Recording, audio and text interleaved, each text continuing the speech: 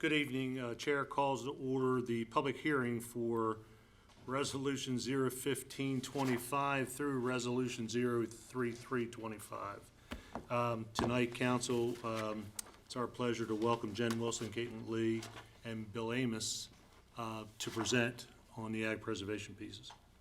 Thank you, Council President. Also with us tonight, we have some of our landowners who are coming into the program this round, so we're happy to have them with us as well. A lot of slides, mostly trying to get some pictures so you can see these properties and get a look at them, since most of us won't ever get a chance to enjoy them. So I'll try to breeze through them, but for the most part, I really want to show you those pictures. We always start with why do we preserve, and the overarching idea is that land preservation is a master land use planning tool. So we are looking to our master plan to see how we want to develop the county, and land preservation is one of those tools that we use to guide the county forward into the future. Our preservation goal was last set in our 2016 master plan of 75,000 acres by 2040. Right now we're at 66,000 acres currently preserved. So that's private land that is preserved. That doesn't count parks. As we move into our next master plan update in the next couple years, we may want to consider updating our goal to meet the state's, which is 30% by 2030, 40% by 2040. So those would then include parkland. But that's something to consider as we move forward. And then also why we do land preservation to benefit the entire county. Though landowners are getting equity from this program out of their land without selling for development, the county also has a chance to put a permanent limit on suburban sprawl. We know zoning can change. We just went through comprehensive rezoning. We know regulations around development can change, but these easements are in perpetuity, so they last forever. And this is also a cost-effective way to limit that growing need for services like fire, EMS, schools, water and sewer, all of those things. It's also hoping to protect agricultural land so that we can have a local supply of food and fiber into the future. I always like showing the chart with the kind of timeline. Since we started preservation, we use a variety of programs, and we've added several throughout the years, using both local, state, and even federal money. The bars indicate how much land has been used by each program, how much is preserved. And you can see the purple is our county program. By far, this is our most successful program in terms of acres. Well over half of our 66,000 acres has been preserved using the county program. And then also, this program is very detailed and a bit complicated, has a lot of math involved, and we don't want there to be any human bias or calculation errors. So several years ago, one of our now retired planning and zoning staff, Mr. Bruce Johnson, created what we call Alvin. It's an automated program that we use to do measurements and calculations on these properties. Documents the whole process a lot faster and a lot more accurate than me with pencil and paper. We go through each application with our ranking, and this is all part of the county code that we updated last year with our ranking criteria.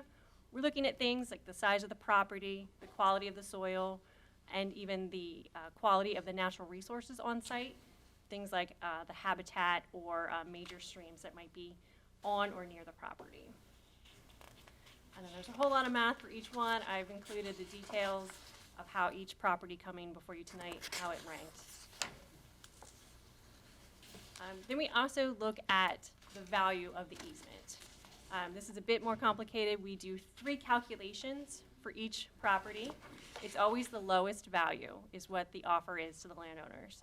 It's based on, first, a formula where we take a point system, looking again, size, development rights, quality of the soils, and we convert that into a dollar value. And then we have 2 maximums in place with cap values. So we don't have runaway numbers. So we have a maximum per acre and a maximum based on the lots that could be created. So again, it's always the lowest of those 3. And then last year in our update, we redesigned our incentive areas, or what we call the bonus areas. These are based on where the property is within the county. So we're looking at properties in the development envelope having higher real estate values, maybe the properties within that 1 mile buffer being more at risk for conversion. So those we want to encourage to choose preservation instead of being converted into development. We have 2 other areas, again, the area C kind of based on being south of the priority preservation area. So Jarrettsville, Fallston, Churchville, Crestwell, those areas. And outside of Joppa, and there's a little pocket there of that area. And then our 4th one is based on zoning. So if the property is not zoned agricultural, or if it's next to something that's not zoned agricultural. So things like the RR zoning that's in Fallston, those properties would receive a bonus payment. And again, our valuation sheet that's created through Alvin, doing all the calculations, figuring out which one is the lowest, and adding in the final bonus payment. And then the last decision for our landowners is how they would like to be paid. We have 2 options now available. It's either a lump sum payment, which is all received by the owner at the settlement. That's what is before you all 19. They came to you as resolutions because they are lump sum payments. Our other option is an installment payment that's paid out over the years. That would have come over here as a bill instead of a resolution. And then all of the math, again, with all of with the valuations through the 3 calculations. And what we're most excited about this year is how far and wide our easements are spread. We've got things, we've got easements coming in at the Mason-Dixon line. We've got easements coming in Joppa, in Aberdeen, in Bel Air, all across the county. So we're very excited to see that. So on the map, they are the red highlighted ones. The other properties that are highlighted there are already preserved properties. So I'm going to go through each property, and then the key to remember, this has dollar amounts in it. The resolutions have dollar amounts that we give a 10% cushion to, in case once the landowners do the surveys, they come back with more land. We don't want to be back over here in a month or 2 because we underestimated how much money we needed. So there is a cushion to those prices and those numbers in the resolutions. But these are the numbers that the landowner saw. So up first is the Bauer property. This is in Forest Hill, kind of between Rock Spring and Jarrettsville on East-West Highway there. And 57 acres, 4 development rights. Beautiful property that you would never know how gorgeous it was until you drove back their driveway. This one is eligible for 2 different bonus areas. They only get credit for 1. And here we use the formula value. Up next is the Berkheimer farm. This is just outside the city of Aberdeen. This property has been in a preservation district for a number of years. That's a temporary form of preservation. And we're very excited that the Berkheimer family has chosen to move into a permanent preservation easement. This is 113 acres with 10 development rights, and again, right on the doorstep of the city of Aberdeen. So it's a beautiful farm, and we're very happy to see it come in. Again, it's in that most at risk 1 mile buffer area with the bonus area. Up next, we head towards Whiteford with Wendy Burns and Stephen Graybeal. This is a 20-acre property with 1 extra development right on Cooper Road. This is a property with a lot of natural resources, and they're working on increasing the forest and providing some great habitat and natural resource out there. So this property is an example where it hits the development right cap, so because they only had 1 extra development right. We head back south to Bel Air in District F to Danae Flax Farm on Nova Scotia Road. This is right next door to the Stony Demonstration Forest, so we're really happy to preserve some land adjacent to that state forest and provide some protection to that. 39 acres with 2 extra development rights. It's a beautiful flower farm, and again, development right cap, and it's in that 1 mile buffer from the development envelope. And back north in Whitehall to the Kearns family. This is adjacent to a different state park. This is next to the Hidden Valley area of Rock State Park on Korea Road. 17 acres. This one has one development right and one family conveyance. There are only 2 properties in this round using family conveyances. Each year we have just less and less because of the nature of what family conveyances are. And again, mostly wooded property, but they do have a expanding ag operation there with their daughters. So we're happy to see that continue. Next, back to Bel Air in District E at the Lomax property. This is on Calvary Road, just north of Shucks Road. The property to the south we brought into the program last year. So just about 20 acres, 1 extra development right. And again, we're in that 1 mile buffer from the development envelope, so we're really happy to see these lands coming in. Headed back north to Jarrettsville, Madonna area to the Lombardo Farm. This is a 30-acre horse farm with 2 extra development rights on Madonna Road. There's a large amount of streams, and it's just outside our priority preservation area, and it's next to some RR zoning, so they have a bonus area there, and they are hitting the formula value. And next, this is in the Joppa area, District B, the Nielsen Farm. This is a lovely horse farm, 38 acres, 2 development rights, and beautiful property that we're happy to see come in.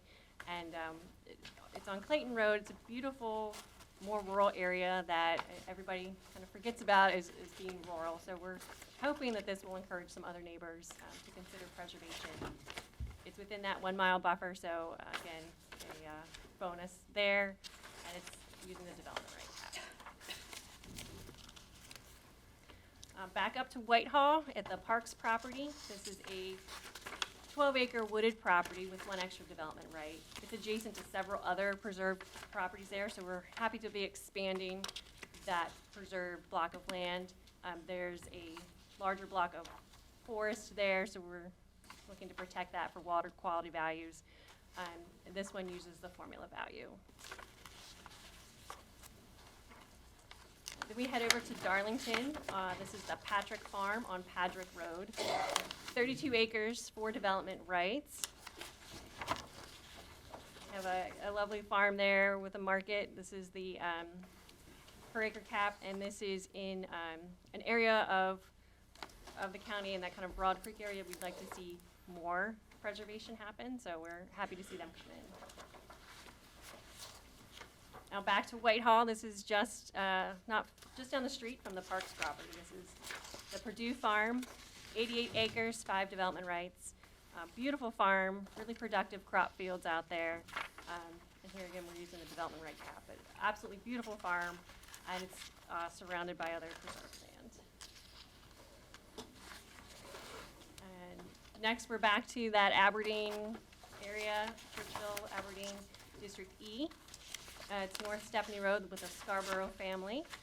They also have some road frontage there on 22, so we're glad to see them choose preservation instead of development. 150 acres, 14 development rights, and over 1 mile of streams when we measured all the tributaries in the forest there. So really important property for water quality and for ag production. This also is in a bonus area. It's also adjacent to some non-ag zoning, so glad to see them come in, and we're using the per acre cap. And next, we're in Darlington with the Shivers family on Pool Road. This is 55 acres with 5 development rights. They're a bit of a hole in a donut there. They're surrounded completely by preservation easements, so we're glad to complete that. Darlington has our largest block of preserved acres that are contiguous, so we're always happy to add to that. Again, beautiful property, very productive soils. Next is the Smucker Farm. This one is very unique. Their farm is actually cut in half by the Mason-Dixon line. So half of it is in Pennsylvania and half of it is in Maryland.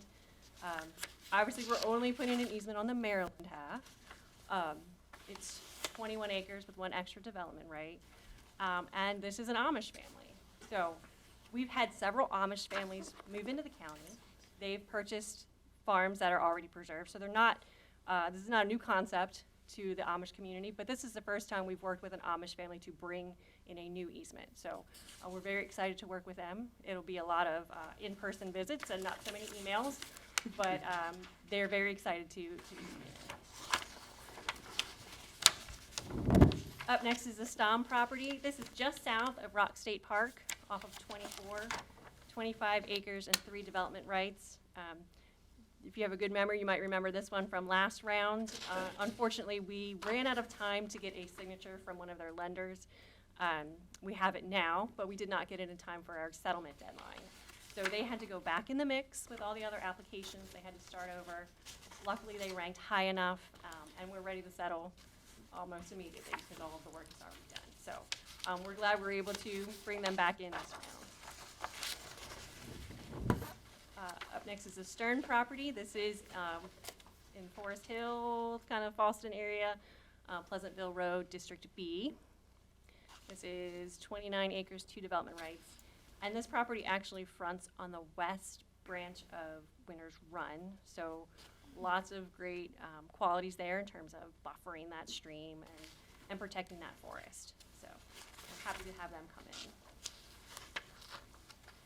in. Up next, back to the Mason-Dixon line, but not crossing it this time, is the Stewart Family Farm on Archer Road in Whiteford.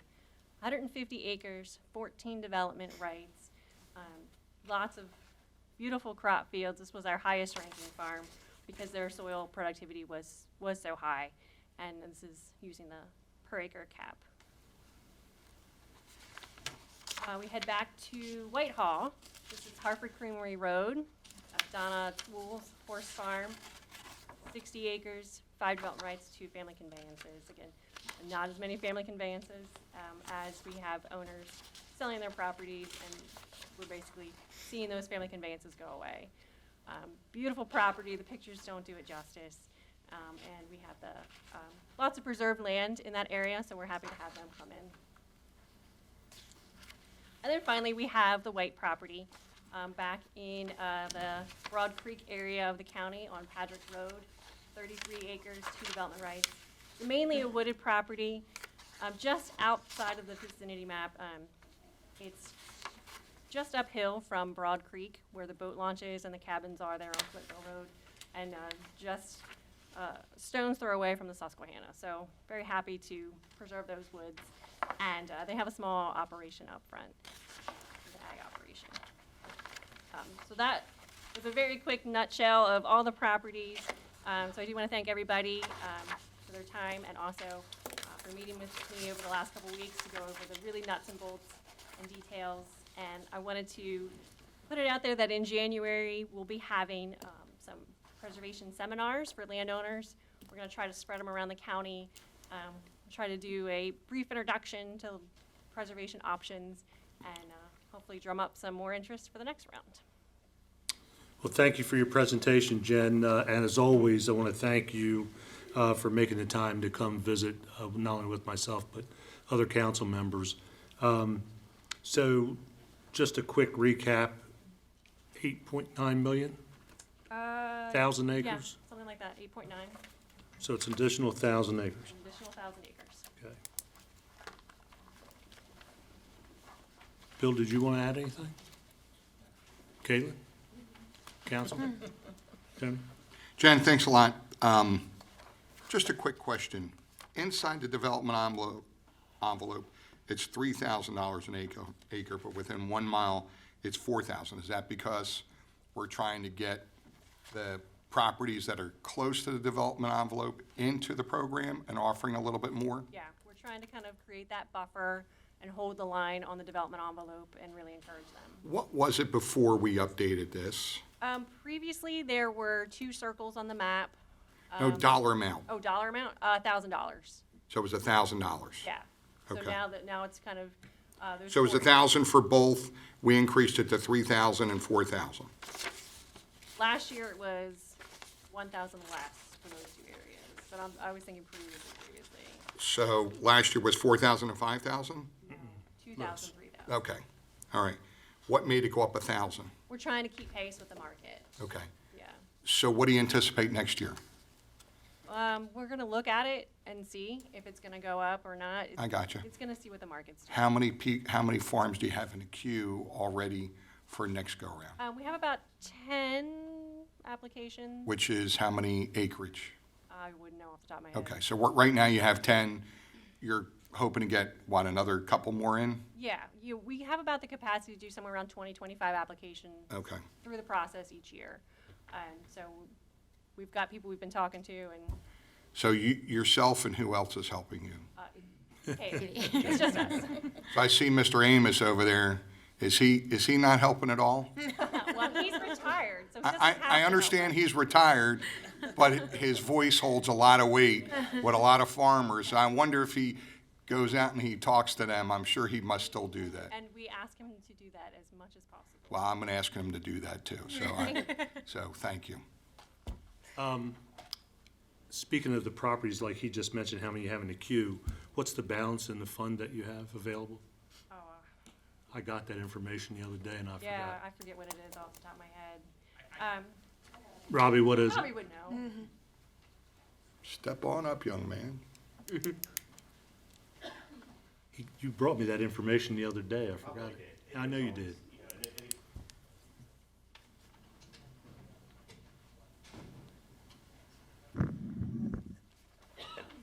Again, this is all from the dedicated half of the transfer tax. Right.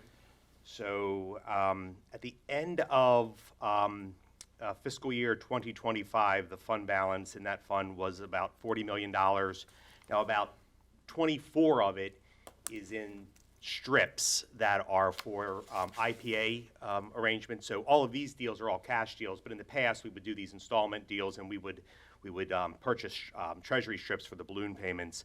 So there's about 15 million or so of kind of available fund balance for, any type of these ag pres expenditures. Thank you, Robbie. Are most people taking direct payments? Are they split in half and half? What's the census right now? Most people take the lump sum. Lump sum. Okay.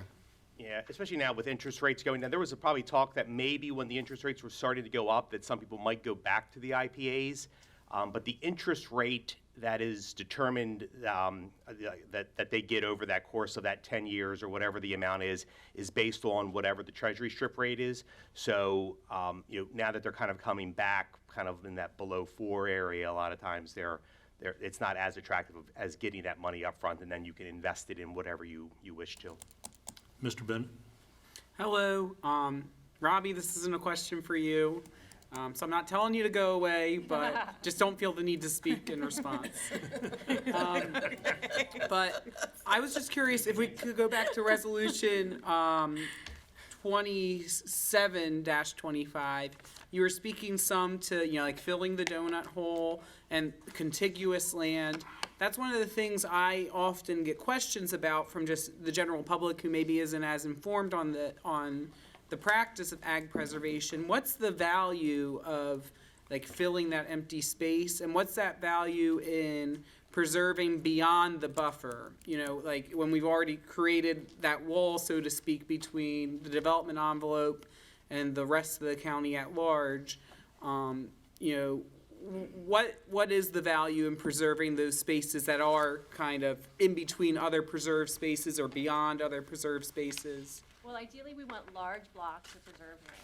It makes it easier for farmers to farm if they can go next door and not across town with a large combine. So we're looking at building that capacity, and those contiguous acres make a big difference in that. So having those large blocks of land are very important of that. And it has to do with things like soil quality and... Yes.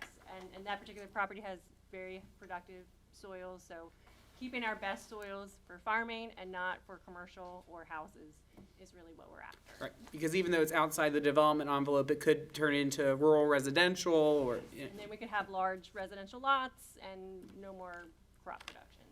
I just thought it'd be good to talk about that, Yeah. because that's something I often get questioned. Why are we preserving these spaces surrounded by preserved spaces? Yeah, So because, thank and you. they are often highly desirable for residential lots, so they are even more at risk sometimes because everything around them is preserved.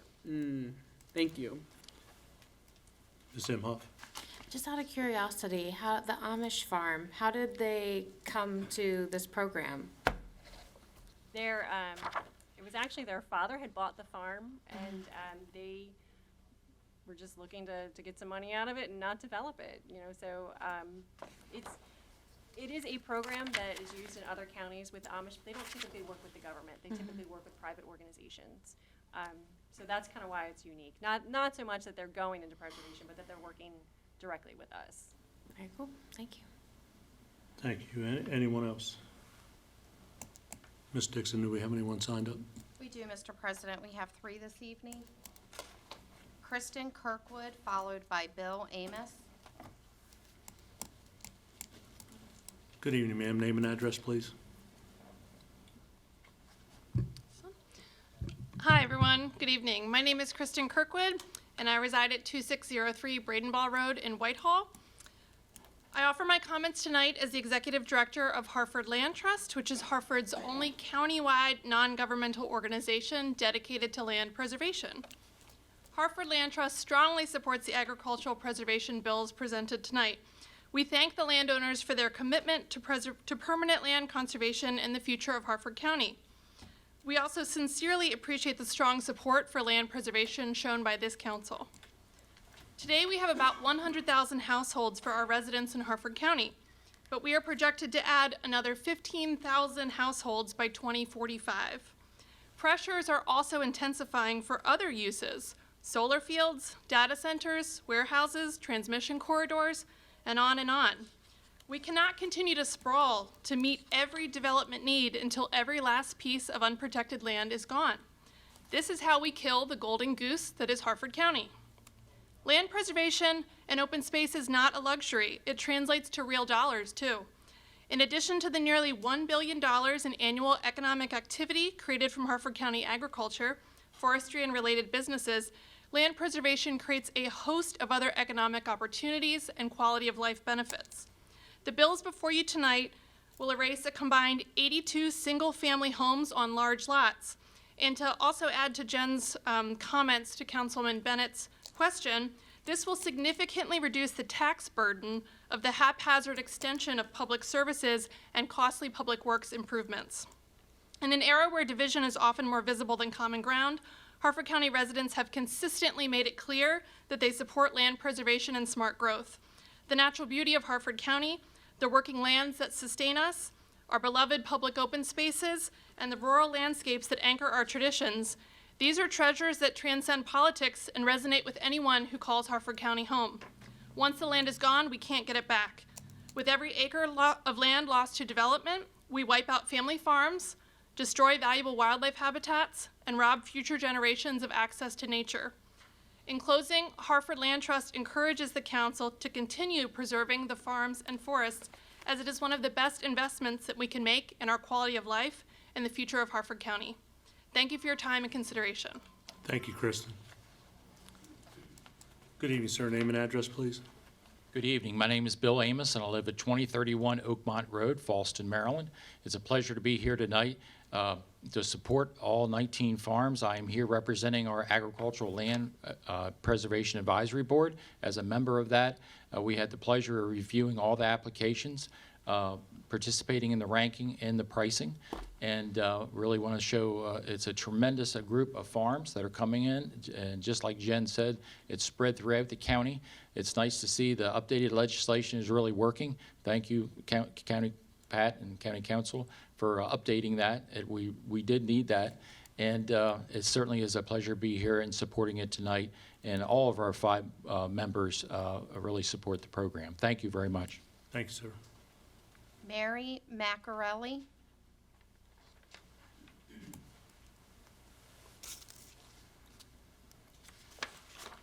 Good evening, ma'am. Name and address, please.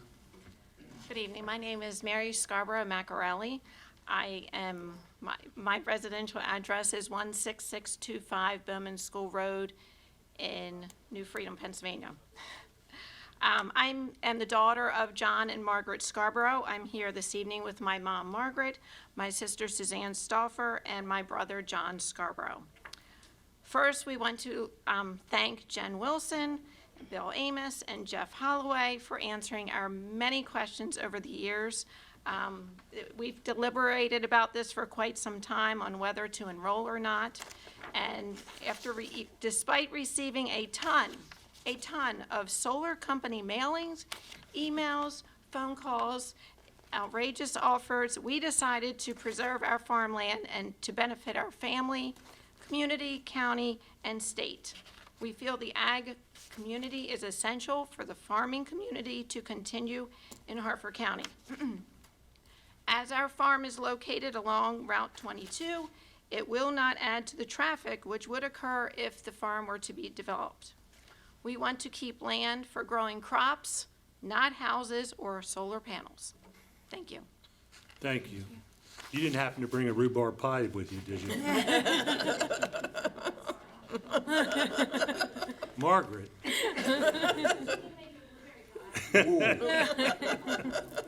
I'm in. Any more speakers? There are no more speakers. All right, with no more speakers, this will conclude this public hearing on Ag Preservation Resolution 015-25, 033-25. Hearing's now closed and will be taken up at a later date. Bill 25-013, zoning outdoor dining moratorium extension. Council, as you're aware, this is something that we have been extending since the pandemic. And the bill was extended by temporary moratorium on outdoor dining during that period and was put into effect via executive order on May 28th, 2020. Under this bill, this temporary extension will sunset December 31st, 2026, and we would encourage the administration to use this extension time, provided, if passed, to review the Harford County zoning code and put forth the necessary legislation to make this a permanent change for our local businesses. Anyone else? Council? Mr. Giangiordano. Guess I'll speak first. So this is something that we've worked on before, and I know we're extending it, and we're looking for this to be permanent. I do deal with a lot of restaurants, full disclosure, so a lot of them do like this, that they can have outside dining. I think that's been the future probably since COVID, and it's continued on. People like to be outside, like to have that option, so we certainly want to be able to keep and attract local restaurants and whatever other restaurants. I think it's essential for us to keep growing the county and having places for people to stay here instead of going to another county where they do allow that. So thank you, Council President. Thank you. Anyone else? Mr. Bennett. Council President, I know when we worked on this bill a year ago for the last temporary extension, part of the conversation at that time was we were looking towards a permanent solution. So I was just curious, has anything come together in the past 12 months towards that, or are we still kind of in the same place we were a year ago? I think we're in the same place that we were, and Ms. Legge, you could probably speak to that better than me. I mean, as far as the heavy lift that will have to come from planning and zoning, the health department, and others involved. Yeah, I mean, this was originally done 5 years ago by the executive branch. The county executive and the administration sent this over. It's a lot of code sections that are touched, and, my understanding is that they're supportive of this, so we're hoping that there'll be a bill prepared or drafted. I'm happy to help with that.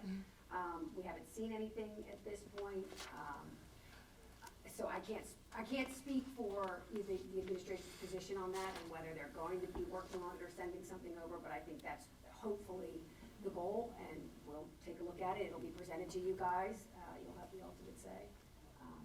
Yeah, I appreciate that update, because I just think for the sake of continuity and for future planning, it would be great to just say this is how it's going to be, because we no longer have a pandemic as an excuse for temporary action. It's just now the norm. So I think codifying that and just saying, outdoor dining's a accepted practice and this is how it's going to work would be a benefit to everybody, rather than each year just having this be another thing we do once a year.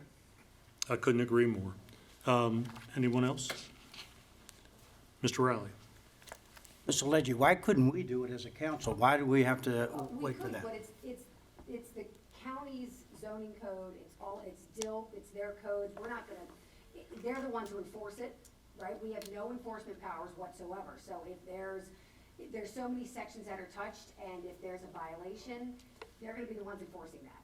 So there's nothing that says legally we can't, but certainly I would think that they would have a very big part to play and a voice in this, because literally every single thing that's touched could potentially be a zoning violation, which we have no power over. No different than any other zoning bill, anything else. Typically that comes from the executive branch that administers this code. So, and I can't, like I said, I can't speak for them. I don't know if they're supportive of it. I believe that they would be. I believe planning and zoning would be in support of this. Happy to work with them, but it's their code, so.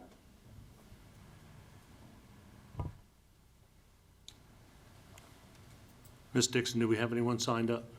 We do, Mr. President. We have 3 this evening. Kyle Waters, followed by Dan Williams.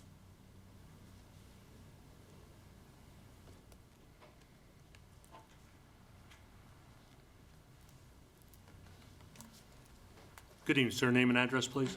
Kyle Waters, 610 West Ring Factory Road. I wanted to say thank you for the introduction of this bill back in 2020. I own and operate a small brewery in Forest Hill called Double Groove. We opened in January of 2020, and it was about 3 months before the shutdown. It was a really, really vulnerable place to be in, and that was probably one of the single most important things in keeping us afloat. I'm also appreciative of the renewal. A lot of my customers aren't aware that this is temporary. They've only known it for 5 years and are kind of unthinkable about going back to eating inside all the time. It's a big benefit to me, but it's also a big benefit to all the other businesses in a similar situation in Harford County. I'd really love to see it become a permanent feature in the future, and thank you for your time. Thank you, sir.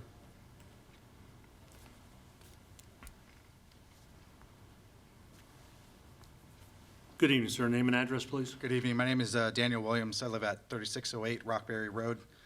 Good evening, Council President, Council members. Thank you for your time tonight. I am a co-owner of Double Groove along with Kyle. And I just want to express my sincere appreciation for the consideration of extending this bill for outdoor seating. It's become essential for our businesses, our business and other businesses throughout the county. Customers generally appreciate and almost expect us to have the outdoor space. As Kyle mentioned, we opened very shortly before COVID, and our customers don't know what it's like to not have this at our brewery. If this were to not go through, they wouldn't understand why all of a sudden they can't go outside, can't go to the food truck that we have, can't support that local food truck. So it would be detrimental to our business and I think to others who have this in the county. And like I mentioned, it not only helps us, supports everybody else. Right now, things are kind of uncertain for a lot of people, and I think anything that we can do to help these businesses keep running the way that they are, the way customers who support these local businesses is beneficial. Again, thank you for your time, and I really hope that after, with the extension this year, we can work towards next year having this a permanent fixture at our business and other businesses locally. Thank you, sir. Thank you. Jeffrey Beck. Good evening, sir. Name and address, please. Good evening. I'm Jeffrey Beck, residing at 102 Shell Road, Joppatown, Maryland, here in favor of Bill 25-013. You guys actually already addressed most of what I have in front of me. That we started this back during the pandemic to help our businesses, keep them afloat, foster that economic activity that we needed. Back in 23, we passed 23-030. And in 24, we passed 24-026. And now we're looking to pass 25-013. And I supported all three of them. The one question that I had that Mr. Legge kind of answered, as they all mentioned, direct language allow more time to study and analyze what, if any, modifications to the code should be made permanent. I think they all should. Sounds like most people around here do. Now I understand why they haven't, because there's a lot that goes into that. But what's the status of any study that's been done? Who's been conducting it? Like I said, clearly we all seem to be pretty much in favor of making it permanent. So let's hop to it, whoever it needs to be. Thank you. Thank you, sir. Anyone else? There are no more speakers, Mr. President. With no other speakers, this will conclude this public hearing for Bill 25013, and again, will be taken up at a later date. Bill 25014, approval of multi-year fleet service agreement. Megan Jansen? Hey, Megan, how are you?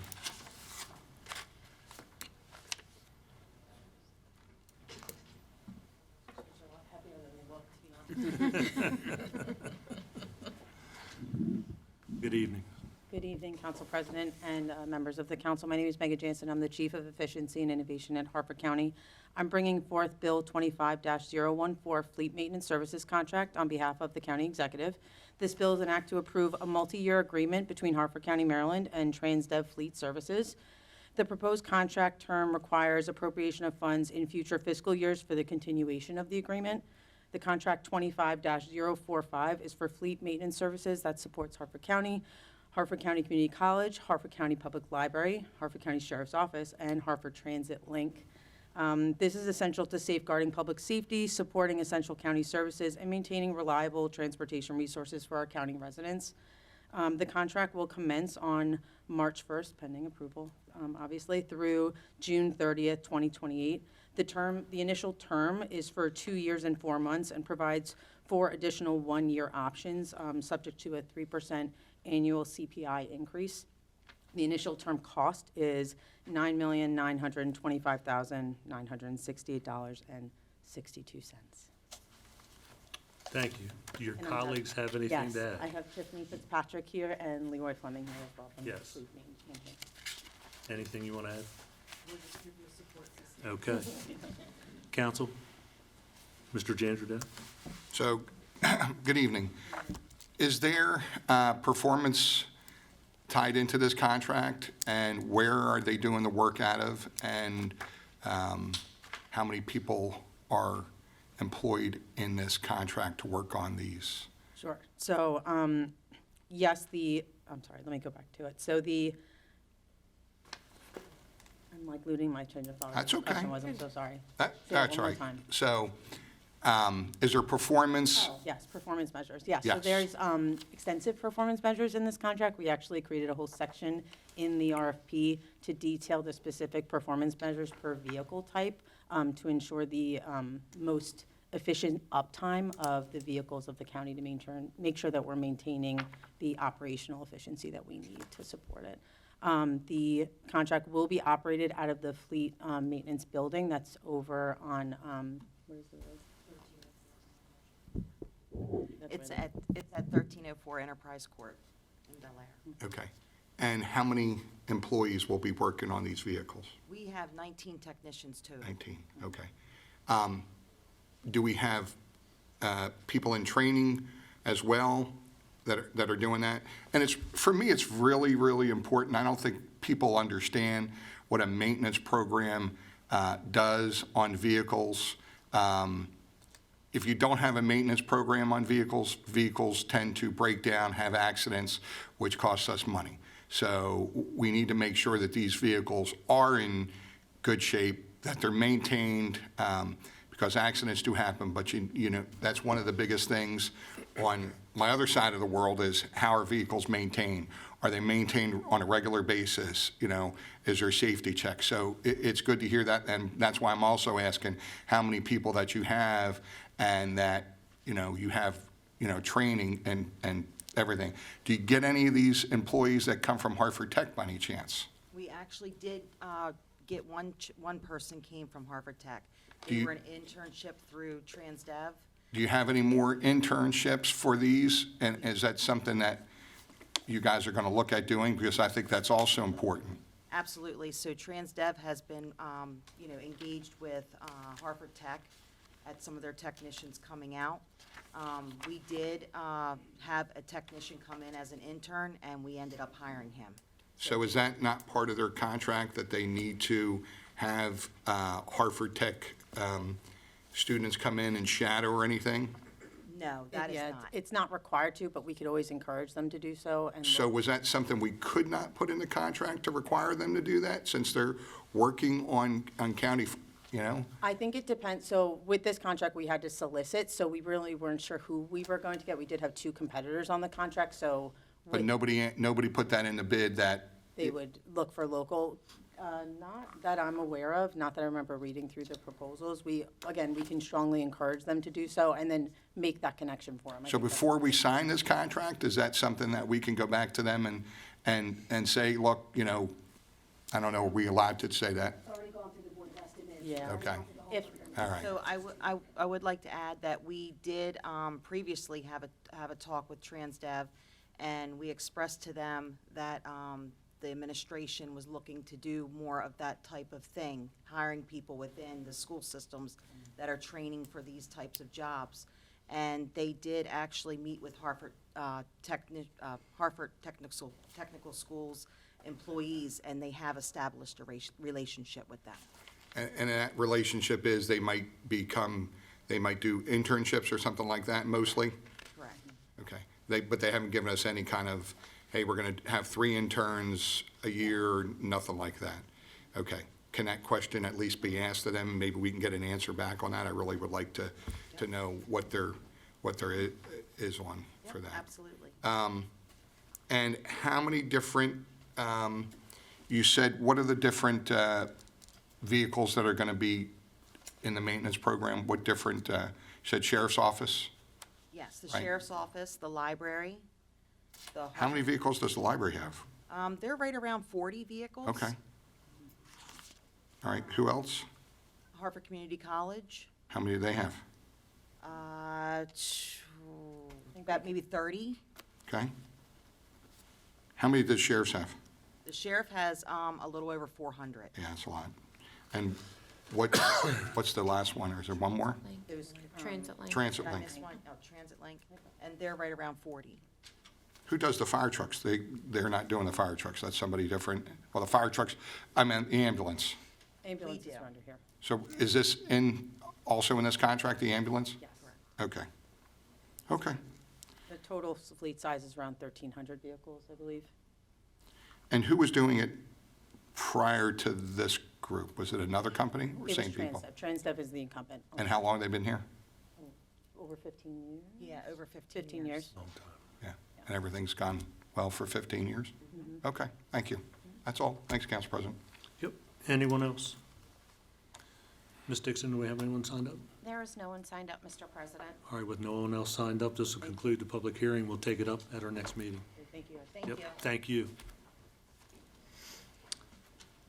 Bill 25015, supplemental appropriations, Foster Branch. Mr. Sandless, your turn again.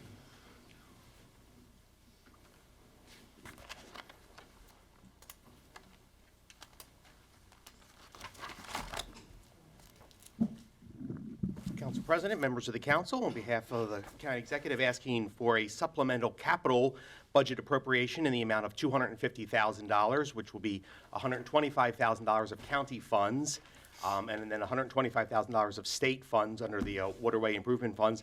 And this is to complete all of the necessary dredging at the Foster Branch dredging project. So the estimates came in a little bit higher than the $500,000 appropriation that we originally had. And of course, with dredging, you kind of have to do it all. It doesn't really make sense to dredge half a channel. Right. So we wanted to do that. And also just wanted to note that the county, by putting forward the $125,000, we have received some fines and the like from the Ridgely Reserve Project in that area, which is somewhat, obviously, I think related to sometimes the need for dredging and things like that. And then, we are seeing this as like more or less a contribution of those funds going towards, the county share. So what we do know about this is that this project will be under a relatively tight time frame because we need to have it completed by mid-February of next year. But this will certainly be of assistance to the boating community down there.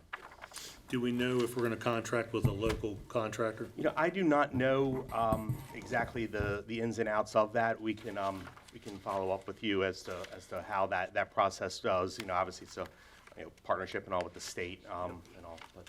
Okay. Council, anyone with questions? Do we have anyone signed up? We have one signed up this evening. Oh, I see him getting up. Jeffrey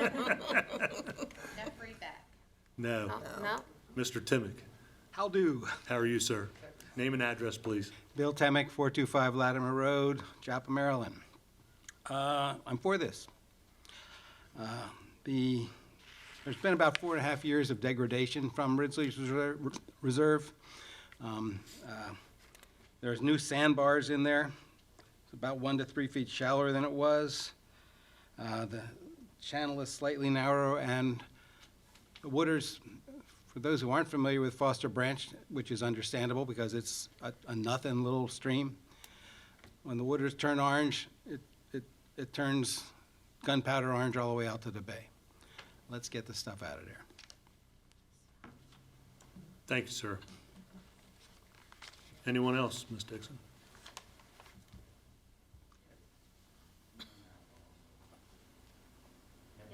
Yes. Mr. Beck. Good evening, sir. Name and address, please. Hi, guys, me again. Jeff Beck, 102 Shell Road, Joppatown, Maryland.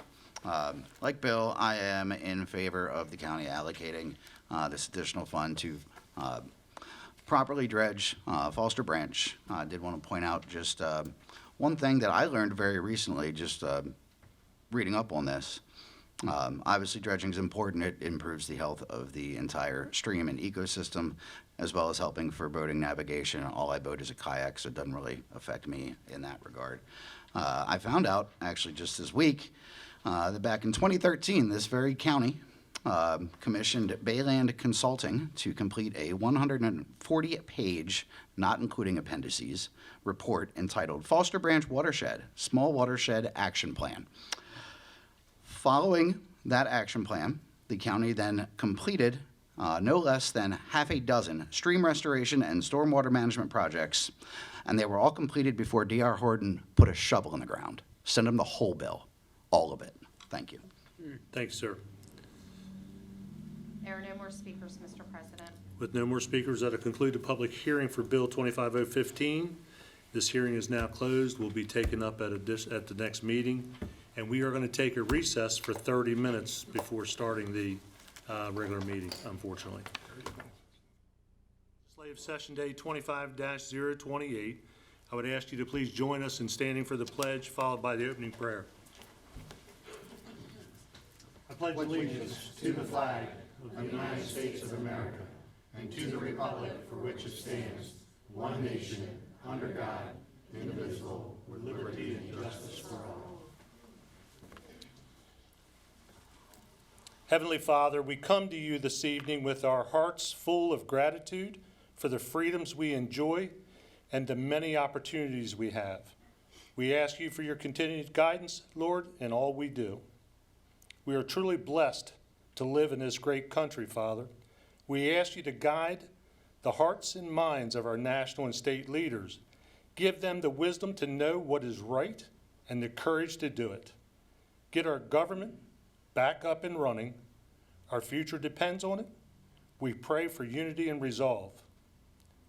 With Veterans Day approaching, we stop and remember and give thanks to the men and women who have served our country with courage, strength, and sacrifice, reminding us that freedom has never been free. Lord, bless our veterans and their families with your love, and may they feel a deep appreciation from a grateful nation.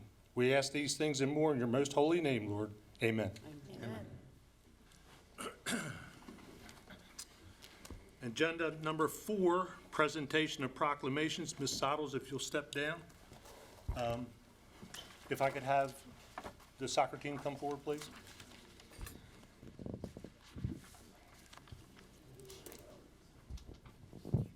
Just form 2 lines in front of this dais, it'd be great.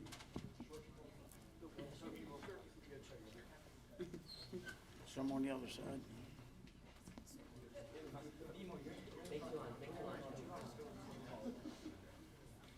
Jess, why don't you get right here in the middle of them? Yeah. Boys, scoot this way. Scoot this way. You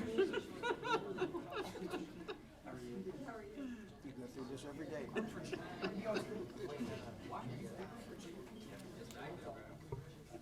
Jess, you can get right in here somewhere, it's good.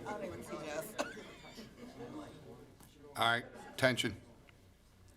Be it hereby known that the County Council of Harford County, Maryland, on this 4th day of November 2025, recognizes and congratulates C. Milton Wright and Coach Dave Fender, Junior Varsity Soccer Team, 2025 undefeated season, for their outstanding skill, teamwork, and determination in achieving an undefeated record of 11-0 for the season.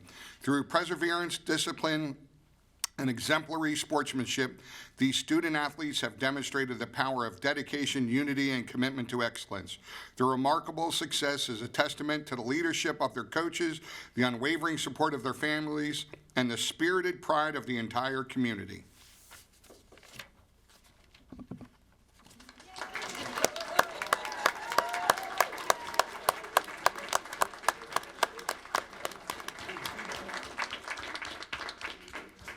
On behalf of District E and the Harford County Council, I'd like to present you with this proclamation for an undefeated season.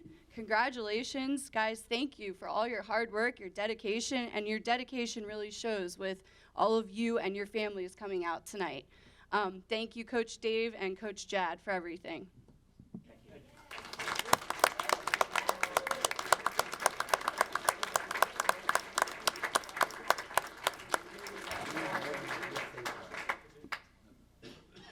Anyone else? I think you're good, whenever the photographer's ready.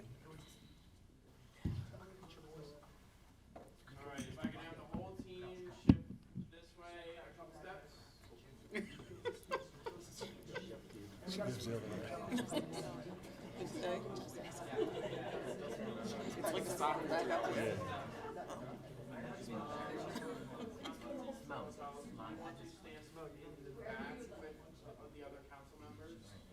Certainly. Thank you. And then all the council members in the back, if you could come as far forward as you can. I know you've got a desk there, but, I can stand on the desk. come on, you guys are a soccer team. Squeeze in, make it look like you like each other. I don't think that they're showers. See everybody, that's important.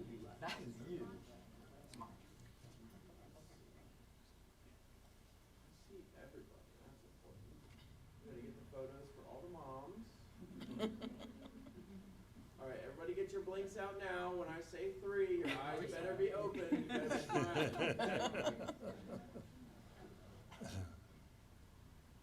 All right, 1, 2, 3. All right, 1, 2, 3. 1, 2, 3. One more. 1, 2, 3. All right, thank you guys. All right.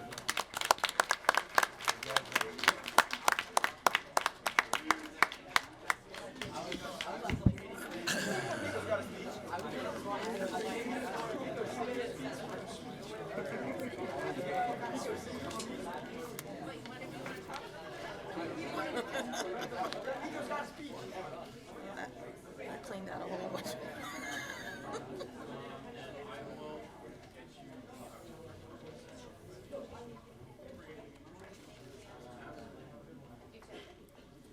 All right, here we go. Agenda number 5, consideration of petitions, applications, appointments, and nominations.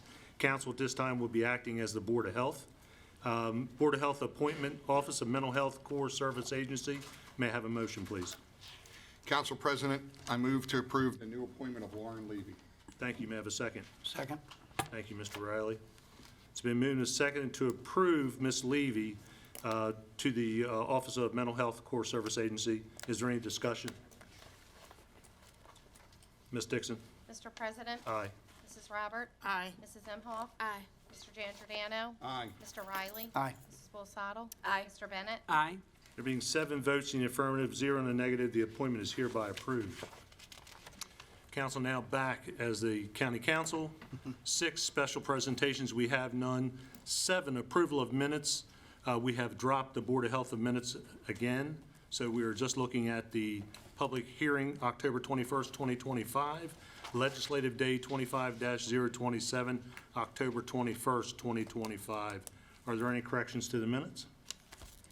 There being no corrections, the minutes stand approved. Mr. Jan Giordano, please read resolutions 03825 individually through 04125 into the record, please. Resolution 03825, Days Code, as introduced by Councilmember Robert.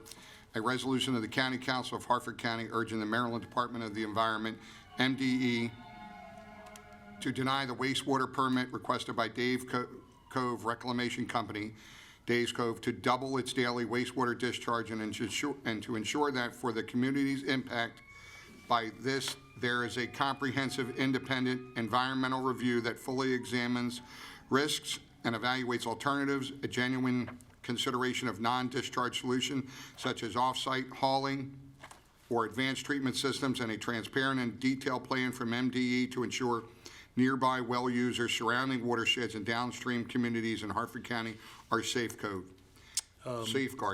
Days Cove operates a rubble landfill on state-owned property located at 6425 Days Cove Road, which property is located in Baltimore County, but the potential impacts extend far beyond county borders and directly affects waterways, residents, and communities in Harford County.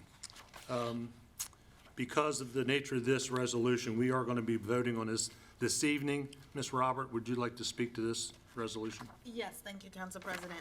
As sponsor of this resolution, I have been working with Baltimore County and working with Councilman David Marks in looking at how this discharge, which is otherwise known as trash juice, affects the Gunpowder River system.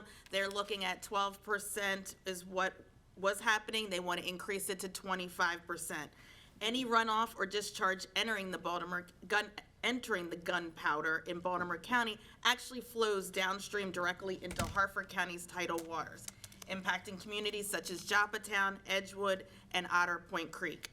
These are areas already vulnerable to flooding and storm surge.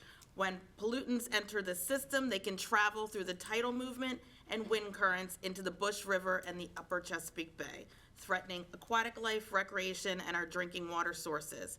As we just had a storm with high winds and rain last week, this is a good example of how this trash juice would be circulated through and into our waters. This is not just an environmental issue, it's a public health issue. And Harford County residents deserve assurance that what happens upstream will not endanger their homes, their water, or their future. Dave's Cove had repeated violations since 2023, and MDE, although they've noted these violations, is still looking at the possibility of permitting them to have the permit. The Baltimore County Council has already enacted unanimously to oppose this permit, and I believe Harford County should stand with them. Our message to the Maryland Department of Environment must be clear. We support stronger environmental protections, independent review, and accountability for any operation that impacts our shared waterways. By passing this resolution, we unite with our neighbors of Baltimore County to defend the Gunpowder and Bush Rivers, including the Chesapeake Bay, and the people who depend on them every day. Thank you, Ms. Robert. At this time, may I have a motion, please? Council President, move to approve Resolution 038-25. Thank you. May I have a second? Second. Thank you, Ms. Imhoff. It's been moved and seconded to approve Resolution 03825. Is there any further discussion? Mr. Bennett? I'm just really glad that Councilmember Robert is moving this forward. I just think it's such a critical issue. It's a great example of how things cross county lines, especially when it comes to water, can impact us. Cross state lines can impact us. But the idea that they would even consider doubling the amount of trash juice that's able to flow into our waterways, where we play, where we drink, where we live, it's the environment, not the environment. Let's take care of people. And I'm really glad, David Marks is a great councilman who's super on top of this kind of stuff. And I'm thankful that Days Cove is in White Marsh to know that he's fighting it on Baltimore County's side. But I'm very thankful to Councilmember Robert for taking the hold of this over in Harford County to fight this for our community. So thank you. Thank you, Mr. Bennett. Anyone else? Ms. Dixon? Mr. President? Aye.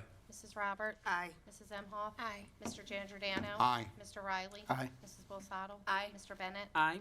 There being 7 votes in the affirmative, 0 in the negative, Resolution 03825 is hereby approved.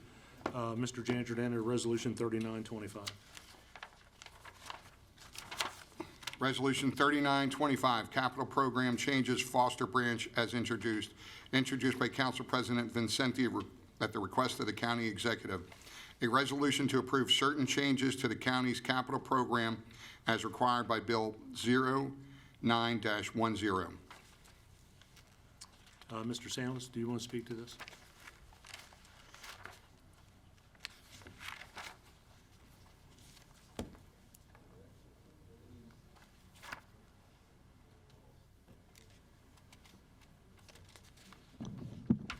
Yes, so this resolution more or less just accompanies the same thing we talked about earlier as it related to the budget transfer for the Foster Branch dredging project. The reason is that there is a county law that stipulates that anytime we change the CIP, that it comes forth in front of council as a resolution. So that's more or less what that budget transfer was doing, so it's kind of just doing it on the other end. But, so no changes from what you earlier heard. Thank you. Council, any other questions? Thank you, Mr. Sandless. I want to thank you again for attending this evening, and this will be taken up at a future meeting. Resolution 04025. Resolution 040-25, Interest Rate of Redemption for Introduction, introduced by Council President Vincenti at the request of the County Executive. A resolution establishing the interest rate of redemption for properties located in Harford County that are sold at tax sale. Public hearing scheduled on Tuesday, December 2nd, 2025, at 6:30 p.m. in these council chambers. Resolution 041-25, Economic Development Opportunity Loan Fund, RPM Tech LLC, as introduced by Council President Vincenti at the request of the County Executive. A resolution to authorize a loan through Economic Development Opportunity Loan Fund to Rapid Prototyping and Manufacturing Technologies LLC in the amount of $200,000 for the purpose of renovating, developing property located at 12 East Jarrettsville Road, Forest Hill, Maryland, 21050, including conversion of existing barn to office and laboratory space, interior electrical work, HVAC, alarm system, and installation of office and laboratory equipment, and to provide that such loan be made upon such terms and conditions with such security and interest rate which may be approved by the resolution of the County Council of Harford County, Maryland.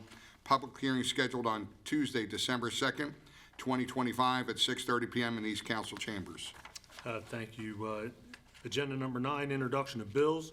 Mr. Giangiordano, please read Bill 25016 and 25017 into the record for introduction. Bill 25-0116, Animal Shelter, as introduced by Council Members Robert and Emhoff, an act to repeal and reenact with amendments to definition of animal shelter of Section 267-4, definitions of Article 1, general provisions of Part 1, standards of Chapter 267, zoning of the Harford County Code as amended to allow animal shelters to provide spraying and neutering services and wellness vaccines to domestic animals and livestock owned by members of the public and generally relating to zoning.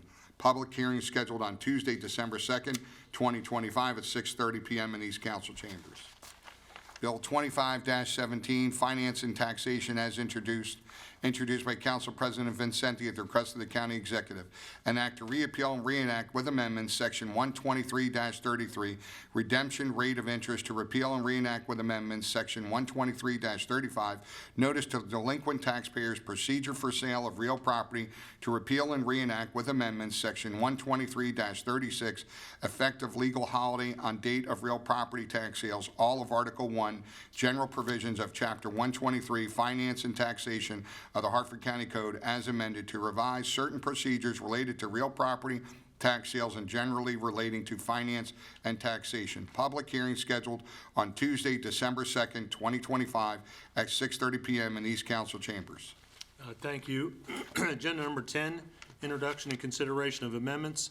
Mr. Giangiordano, please read amendments 1 and 2 to Bill 25011.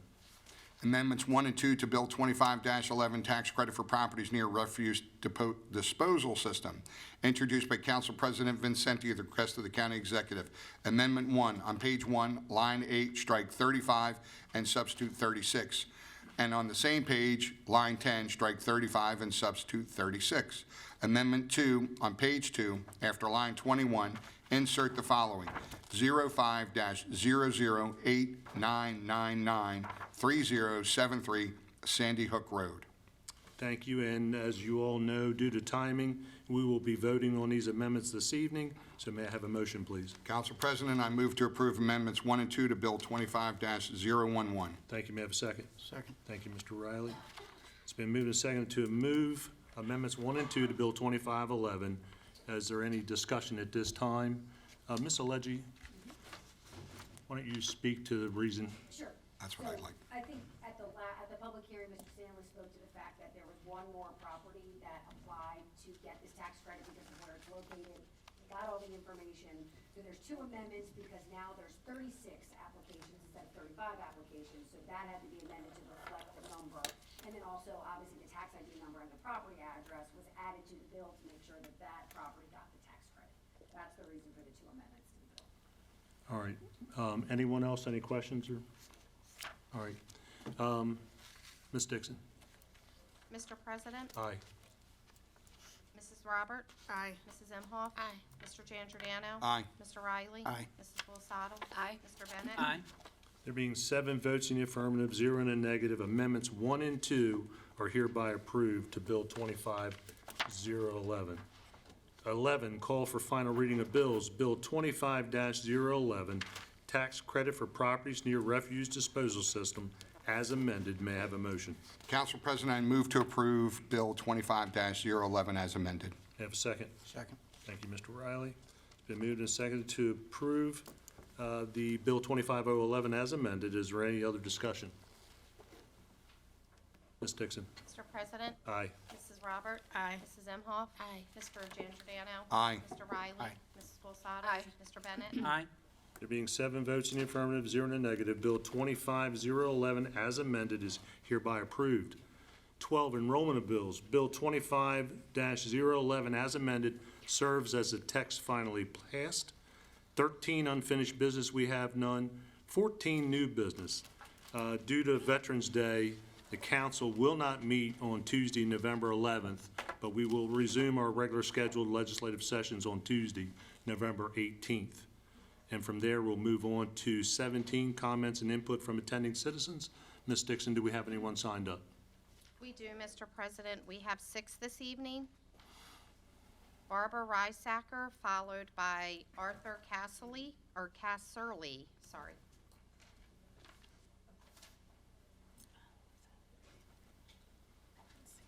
Good evening, ma'am. Name and address? Barb Reisacker. It's a pleasure to see you. Haven't seen you in a while. Thank you, thank you. Haven't been here in a long I time. know. I live at 17 Neptune Drive, Rumsey Island, Joppa, Maryland. And right now, I just want to thank Ms. Roberts and all of you for passing the resolution to disapprove of the request from the landfill. So I thank you very much for that. We have a beautiful little community, and we are surrounded by water, and of course, it's a lovely community. We also, while I'm here and speaking, I can say, please support the next resolution, which is to support the dredging of Foster Branch, because we've had such difficulty with the one developer up on, I forget the name of the road. Grizzly Reserve. Yes, but anyway, please, we need to clean up the water. We have, it's the dredge, the sedimentation has destroyed a lot of the wildlife. We were having beautiful return of eagles and all kinds of lovely wildlife around us. I've lived there 50-some years now, 53 years, and it's a beautiful place to live. It's a great place, and it's good for Harford County because it helps your tax base because we pay waterfront property taxes. So I hope you will continue to support us. We're kind of a quiet little neighborhood, but we like it that way. So thank you very much for Thank you, tonight. ma'am. Art, you're next.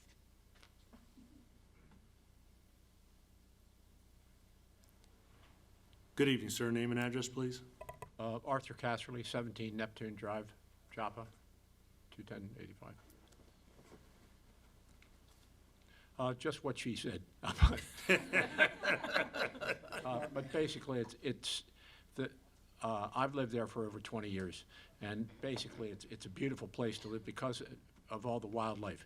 I mean, the osprey, the heron, you know, and you get over into Days Cove and you see things that you don't see in a lot of other places. The turtles, you know, the aquatic life, and it's with all these attacks, what you had mentioned in the last thing, where all the mud was coming down and fouling up the waterways and killing off the wildlife. We have the same thing happening over at Days Cove. It's beautiful, but the last 5 years especially, there's been a lot of you know, it's an onslaught with this what you've done, you know, with the runoff from Days Cove there. That I'm speaking for the community, but we all appreciate that and hope that you know, we have more environmental movement and save some of the wildlife. So thank you. Thank you, sir. Patrick Gaffney, followed by Carl Bach. Good evening, sir. Name and address, please. Good evening. My name is Patrick Gaffney. I live at 2501 Old Joppa Road in Maryland, 21085.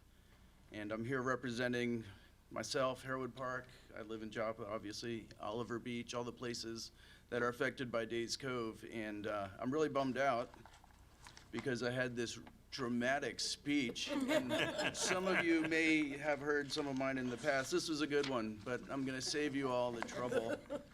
And just thank you for your vote earlier tonight. Days Cove is a problem. You know, a good friend of ours was just wading in the river, and that's probably 2,000 feet from Days Cove. She ended up in the hospital to be treated for bacterial infections, and all the foods testing positive for PCBs and mercury and stuff. So it is a big deal. It's a health threat, you know, and just the quality of life is there, you know. But again, thank you. I appreciate all your work since you've been looking at this and the other things I've come up here and asked for. You guys seem to really see the value in the ecology and things like that around the county. So I appreciate it, and I hope you have a nice night. Thanks, everyone, for your time. Thank you, sir.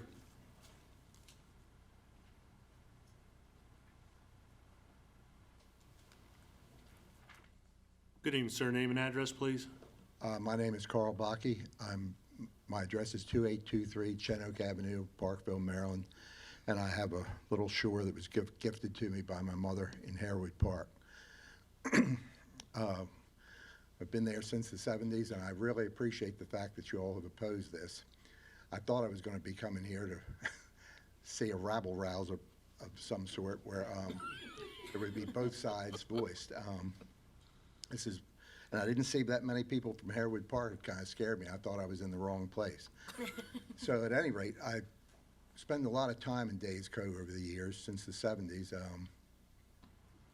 And to me, I wanted to just say that it's a simple thing. My father was a respected civil engineer.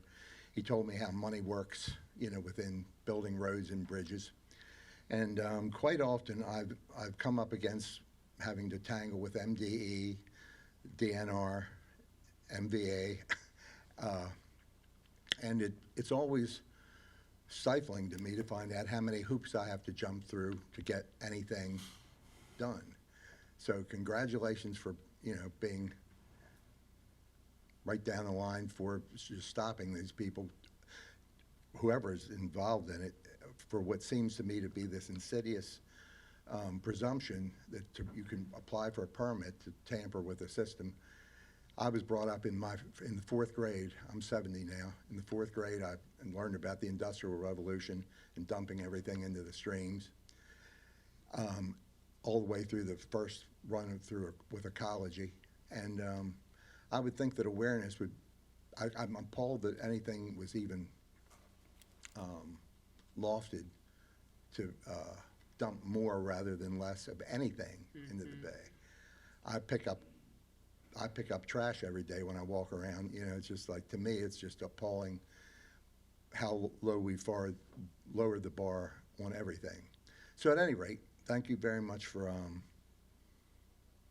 being across the board for opposing this, because I don't think we should tamper with God's cycle of water. It's hydrology 101 is water flows downhill, and so does every problem that is diluted within it. So kudos to a united force here. Out of curiosity, I'm not a news person. I simply wanted to me, everything comes by osmosis. I become too irritated the more I listen to the news, the more I'm appalled by what the consensus seems to be in passing a lot of laws. I believe in the two-party system, and but at this point, I thought for a terrible moment while listening that you all had passed it, to go ahead with it. Like, as long as they monitor it, it would be okay. So Carl, if I may, I hate to stop you, but your time is up. Good But enough. I'm really sorry we disappointed you. You know what I mean? Well, I'm not. I'll put it that way. I'm Thank you. pleasantly surprised. Thank you, sir. Take care. Keep up the good work. Thank you. Bill Timmett.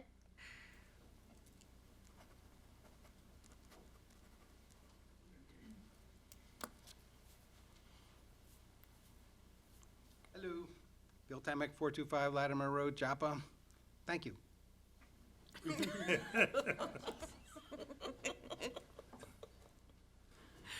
Gotta love it. There are no more speakers, Mr. President. Oh, my. With no more speakers, we'll move to 16, business from council members. And Ms. Robert, I think we're going to start with you this evening. Okay. Good evening. So I've been a little busy.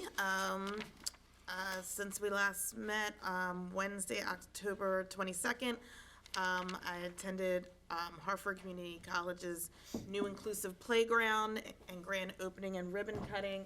And if everyone knows me, with children and as a therapist, I love anything that's all inclusive that kids can touch. And it was fun seeing them play music off of the apparatuses. And it was what I've always wanted for kids to be able to touch and be able to play and make it more sensory. On October 23rd, I got lucky to be a judge bright and early in the morning at Edgewood High School's Academy of Finance. That is an excellent program. They call it the Ice Cream Academy. Got to taste 8 flavors, and I believe the top 3 are still at the Edgewood Creamery. It was caramel pumpkin, which was yummy. They were the winners. Caramel swirl, and then SpongeBob. And that was a little bit of pineapple, but the kids had to do presentations kind of like On Brand and I forgot the other show.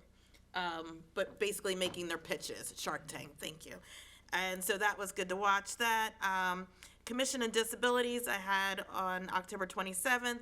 We really have been talking about discussion about transportation and access for those disabled, especially on the weekends. And trying to see how we can work that out so everyone can get from point A to point B. There's not enough transportation. I will mention there's a comedy event the first Saturday in December at Magooby's Joke House. It is to benefit the Image Center, which works with people of disabilities. So highly recommend to get a little laugh in and give for a good cause. And then I was a panelist on October 29th on a mental health panel, conversations with Rich Bennett. That was fun, on there with Jennifer Redding and a couple of other participants talking about mental health in our community, how to improve it, what does it look like, and I was the child and adolescent person on that panel.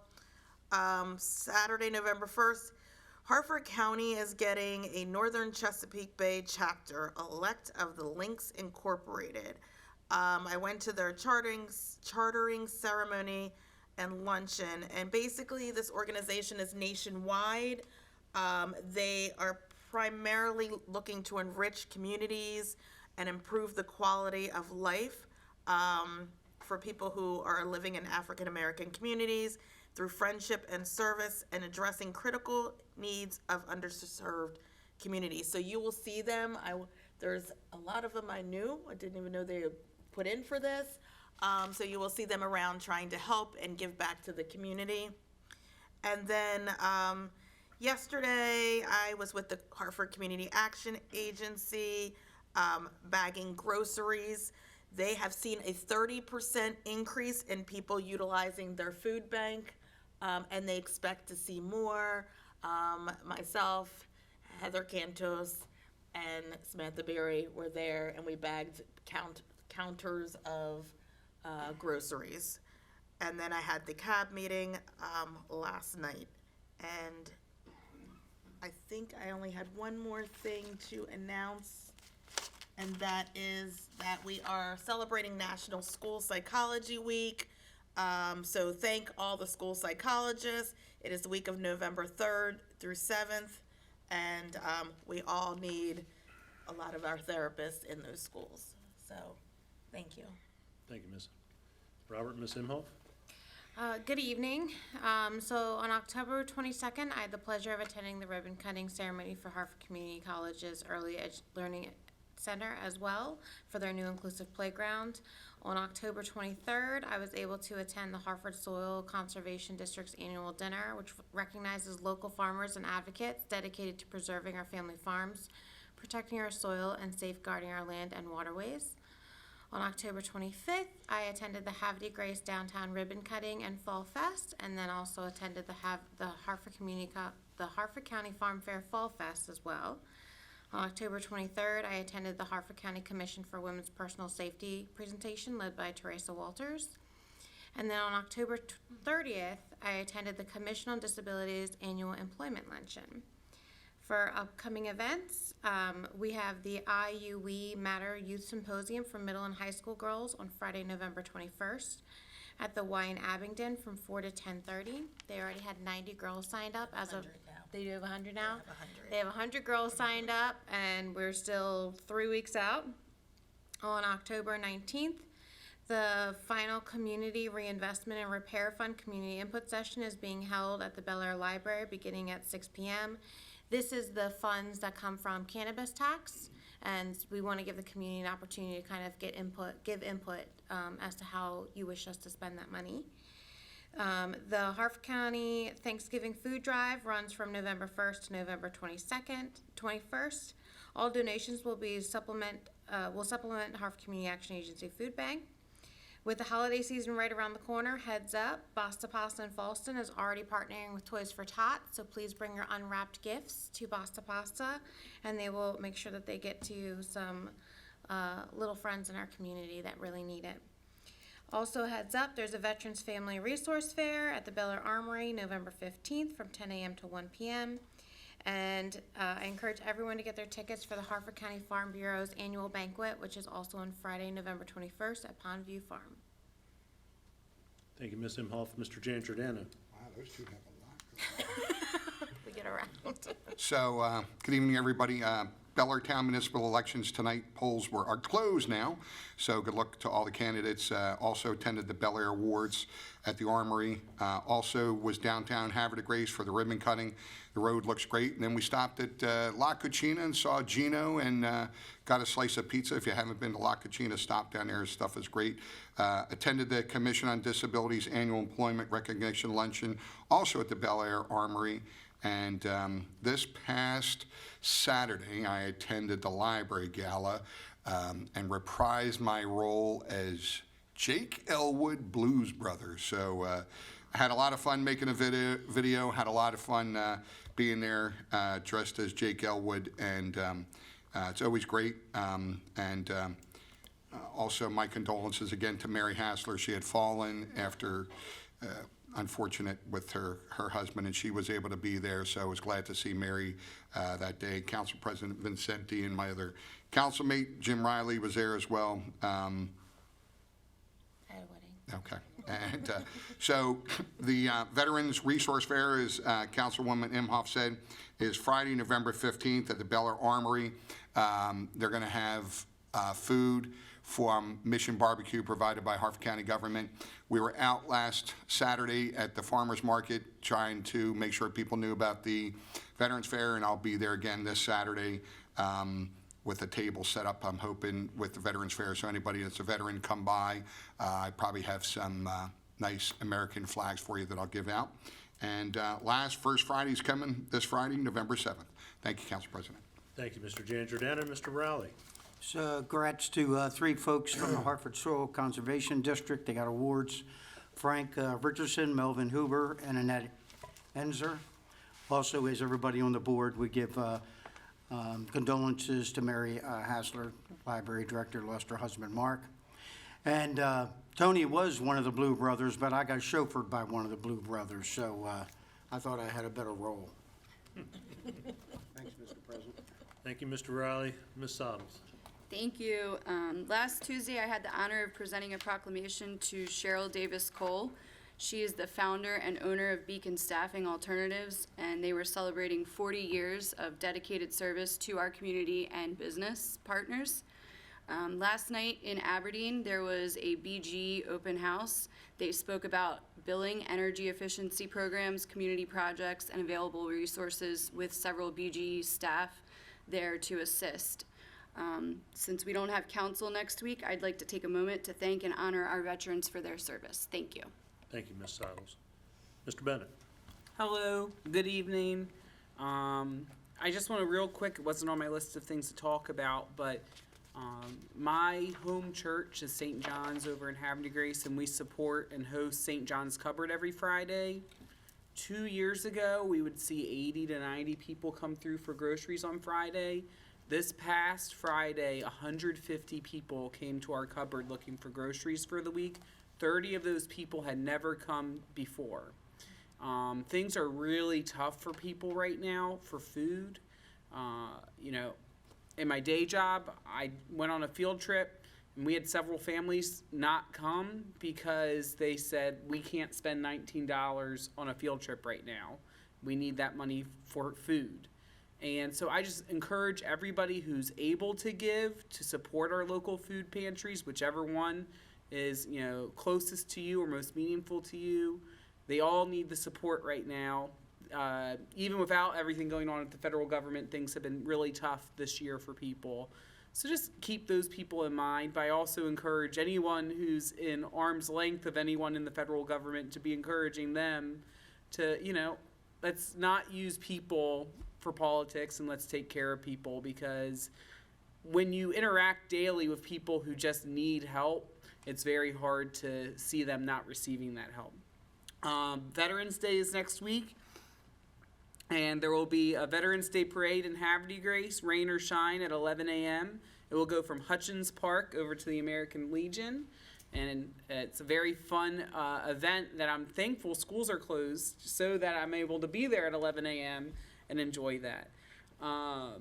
The Route 40 Business Association will meet at the Vandiver Inn on 11/12 at 11 a.m. and Mayor Martin will be the guest speaker. The Charlie Riley Scholarship Awards will happen that same day at 6:30 p.m. at the Level Volunteer Fire Company.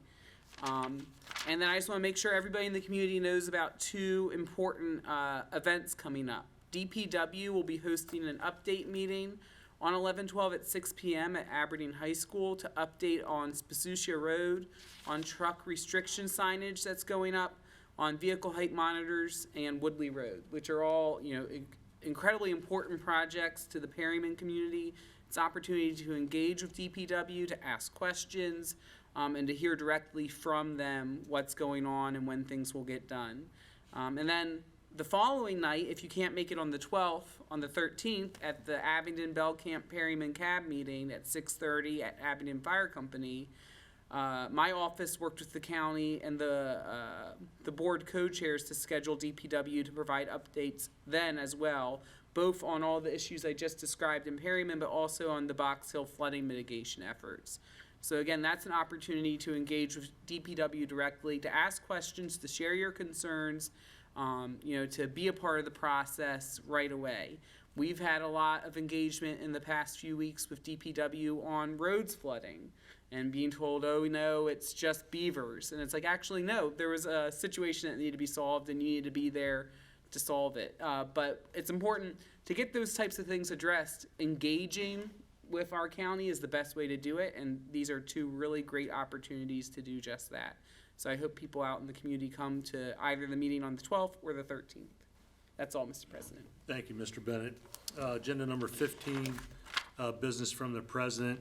I'll start with events, too. I had an opportunity to meet with Robin Temechko from Harford Family House to recognize and celebrate Homelessness Awareness Month with her and her team.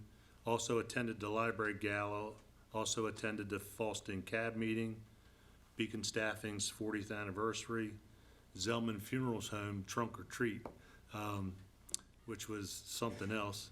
The ribbon cutting for the City of Havre de Grace Restoration Project downtown, and then also Harford County Soil Conservation Awards. But more importantly, one of the better events that we had an opportunity to attend was the wedding of Myla and Mike. So congratulations again.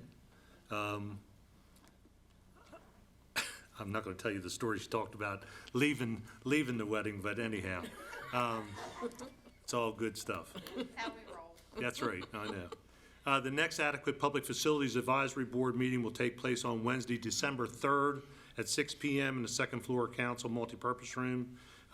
Will we have anything from Smith and Tyson? No, they said about 4 weeks they should expect the draft report. Okay. So. And then finally, condolences. Jeannie and I wish to express our deepest condolences to the family and friends of Arthur Greenwood. He was a Department of Public Works worker here in Harford County for 20 years and unfortunately passed away suddenly.